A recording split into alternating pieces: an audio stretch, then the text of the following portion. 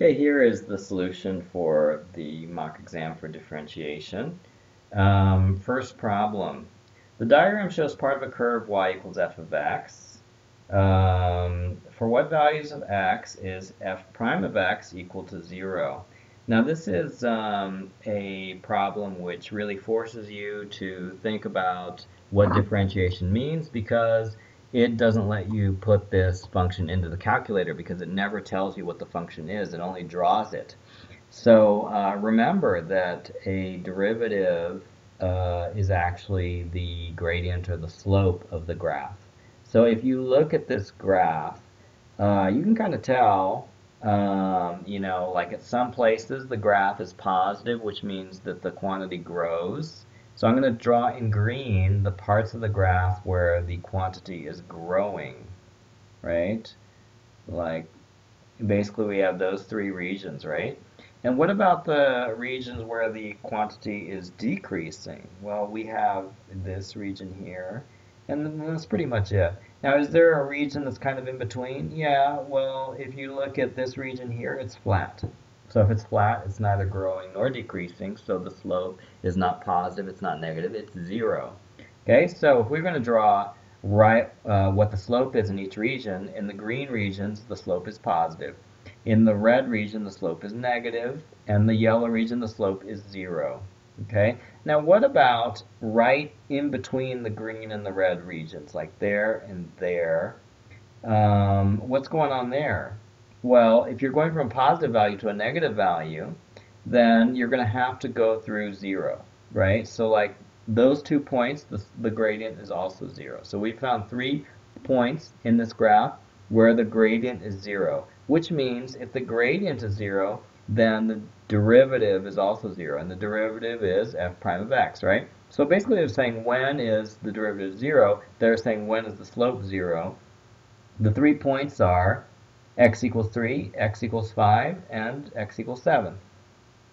3, 5, and 7.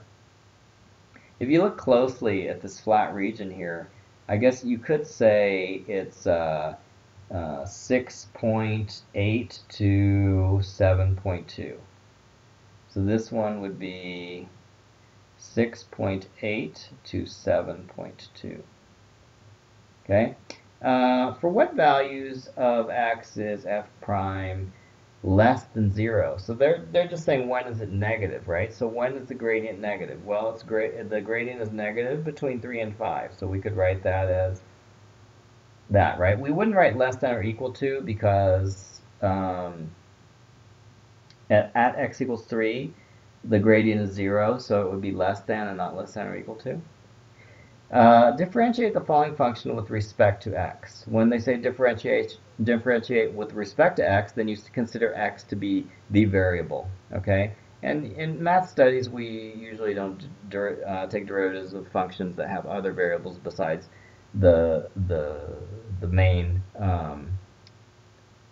x variable that we're taking the derivative with respect to. So, but they spell it out there, right? Okay. So differentiate this. Well, we know from using the power rule, which is the only derivative we know in this class, that we are going to take the power, which is 1 here, and we are going to reduce it by 1, so it's going to be x to the 0, and the power we're going to bring down and put it out in front, okay? Because the power rule says, take the 1, put it out front, and reduce the power by 1. So, and don't forget the 2, which was already there, okay? Now, the power rule also tells us that taking the derivative of a constant just gives you a 0. And I can write that here. It's actually, if you use the power rule, it's like saying 9x to the 0. So you're going to bring the power down here and you're going to reduce it by 1. But look, 0 times anything is 0, so the whole thing just turns into 0. Okay? Now what does the power rule tell you to do here? Well, negative 1 gets brought down. And then you reduce the negative 1 by 1, so that would be negative 2. Be careful you don't reduce the negative 1 by 1 and make it 0. If you're reducing negative 1, it goes to negative 2, and that's a 0. Okay, and then don't forget the 25, which was already there. So you have minus 25 times negative 1, x to the negative 2. So if we're going to simplify this, we'll have 2, and then x to the 0 is just 1, right? Says Donina. Minus 25 times minus 1 is equal to plus 25, x to the minus 2. Okay, so you could write f prime of x is equal to 2 plus 25, and if you want to, you could put it over x squared like that. Okay, calculate the x-coordinates of the points on the curve where the gradient of the tangent to the curve is equal to 6. So a couple ways to do that. I'm going to do it with a calculator because that's the way that I've emphasized in class. So we need to put two functions in the calculator just to keep ourselves aware of both of the functions. So one of the functions is, oops, not there. One of the functions is the main function itself. So it's going to be 2x minus 9, 2x minus 9 minus 25, x to the negative 1. X to the negative 1. Negative 1. Okay, so that's one of the functions. The other function is going to be the derivative, which is 2 plus 25 times x to the negative 2.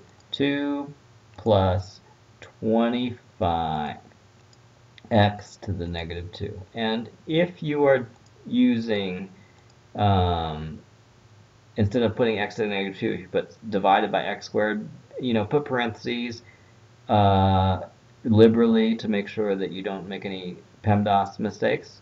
Okay, so we have the main function and we have the derivative function. Now we want to know when the derivative, because it says when does the gradient of the tangent of the curve equal to 6? Well, the gradient of the tangent of the curve, that's saying the gradient of the curve at a certain point, when is that 6? So they're saying when is the second function equal to 6? So we could use second table, and then we'll just say, well, when is y2 equal to 6? So, so far I see that y2 is around 2. Now can I just go in this direction and find 6? Well, it looks like it's going down, so I'm kind of going in the wrong direction. Let's go back up again. Let's see if we can find a place where y2 is 6. Oh, we didn't find one, but we can kind of see where it is. Look at it. Somewhere between negative 2 and negative 3, it's 6, right? Because it goes from 4.7 to 8.25. Same thing here, somewhere between 2 and 3 also. So how are we going to find out exactly where that is? Well, we could increase the step size. So let's do plus, and then we'll put the step size as 0.1. And we'll see where we're at here. Oh, there we go. Look, at negative 2.5, it's 6. So one of the points is negative 0.25. Okay? And then the other point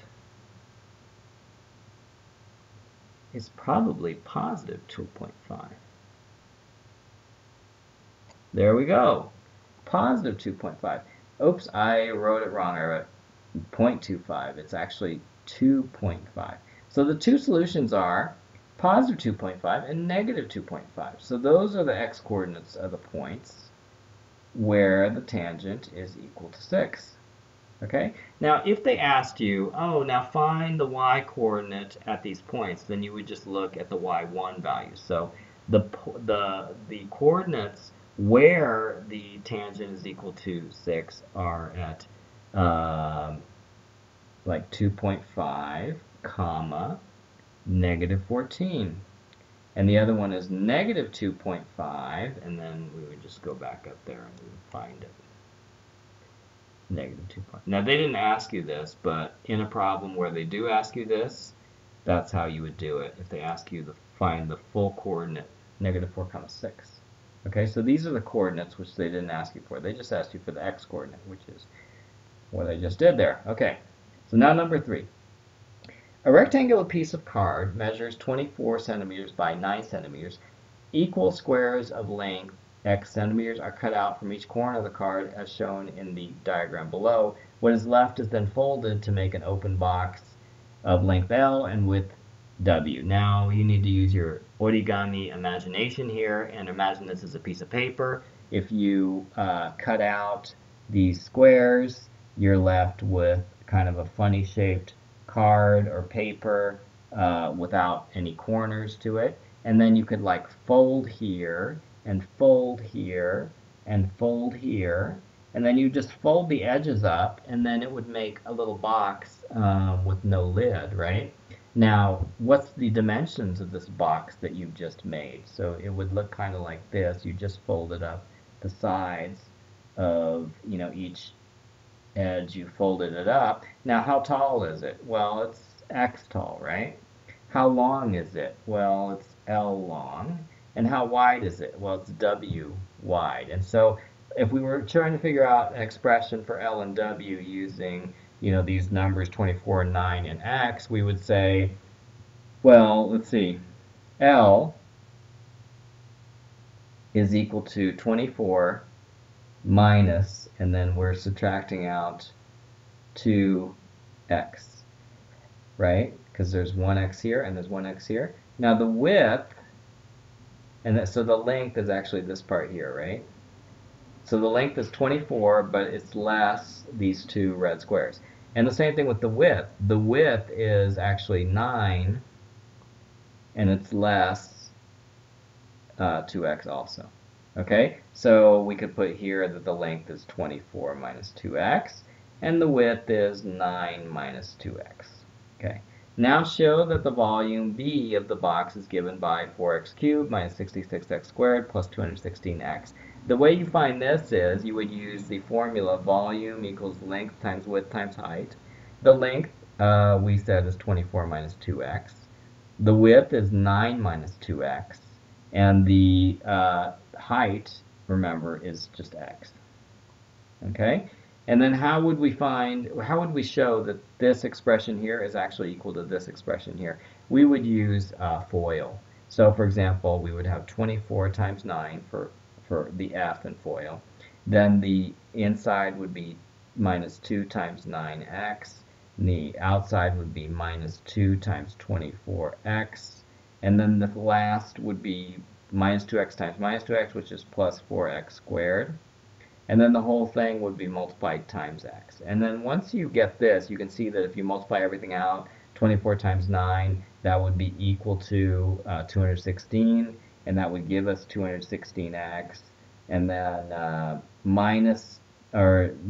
2 times 9 is negative 18, 2 times 24 is negative 48, negative 18 plus negative 48 is negative 66, so that would give us the negative 66 term. You're always multiplying by x at the end.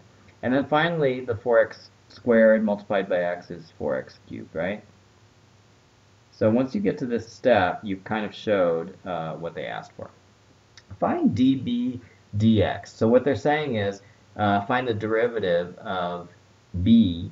And if you're going to find the derivative of b, you're going to have to use this expression, because you can't use this expression here because this is like three things multiplied together. We don't know how to take the derivative of a product. We only need to know how to take the derivative of an expression like this where everything's multiplied out. So that's what we're going to do. So we're going to start out with b equals 4x cubed minus 66x squared plus 216x. And we're going to take the derivative of this.